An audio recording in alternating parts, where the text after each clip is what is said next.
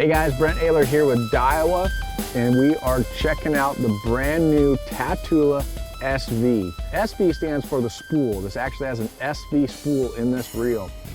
We've seen that on other platforms in the past with Daiwa. They make the Zillion, they make the Steez.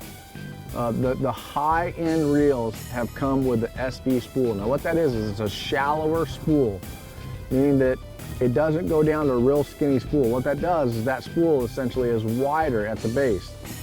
That decreases weight, decreases or changes the centrifugal force when you're casting that thing. So you're able to cast smaller baits farther.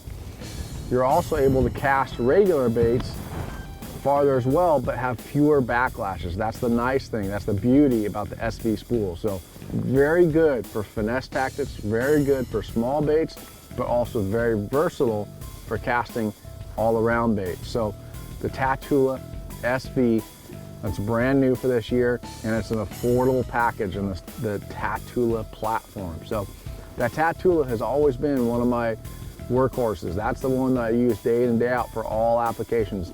Now, having an SV spool, I won't have to go to a Zillion or a Steez to get that smaller spool for casting those smaller baits or tricky skipping, that kind of stuff. The SV spool is what you're gonna want.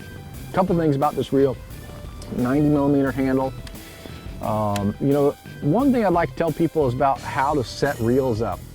What I used to do in the past is pull a reel out of the box, and I basically would tighten everything down. I tighten the braking system, I tighten the MagForce Z on the side, and I'd go out and I'd get on the water the first time and I'd make a cast, and then I'd start backing things off until I felt like I was comfortable where I'm at. I have it down to a system now where I can take one out of the box, I can tighten everything up, put line on it, and I can go out tournament morning with fresh line and make a hard cast on my first cast in the morning and not backlash. First thing I do is I take the MagForce Z and I put it right in the middle of the dial. It's a clicking dial that goes from 0 to 20. I always like it right in the middle, so I put it on 10, sometimes 8. But to start off with, I'll always put it on 10. Now, what I do for the braking system on the side is that I turn it, I don't even worry about checking to see the tightness here. Push the thumb bar down, I want to grab the spool, and I'm going to wiggle that spool.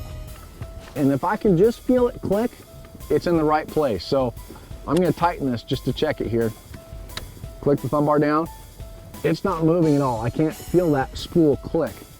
So I'm going to back it off a little bit. Nope, still can't feel it click. Back it off a little bit more. Nope, a little bit more. Still, so I'm going to keep backing it off until, oh, right there, okay. I'm going to do it just a little bit more. Okay, so as soon as I feel that spool just starting to move back and forth, this brake is in the right place.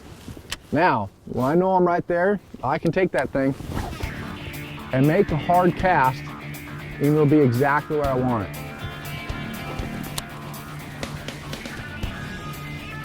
So now, that reel is set up. Now with the SV spool, I don't have to put any backing on it.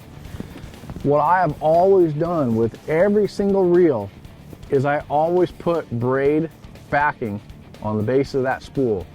The reason for that is braid is lighter than running a monofilament or fluorocarbon backing. You really don't need to fill up the spool from the very base of it all the way to the top. But by putting braid or monofilament on there, you're putting a bunch of added weight around that spool that you don't need. With the SV spool, you don't have to do that. You could tie directly to the spool, fill it up, you're good to go. Now you have the ultimate casting machine in an affordable platform, the Tatula SV. As always, the Tatula comes with a T-wing system, and what that is basically the level wind. When you engage the thumb bar, it drops down, so it has a bigger opening. What the bigger opening does is when you cast, it decreases friction. Your line has a bigger opening to go through, so your line isn't forcing you to go through a small level line. It has a bigger level line, allows that line to fit through easier, which causes less friction and fewer backlashes.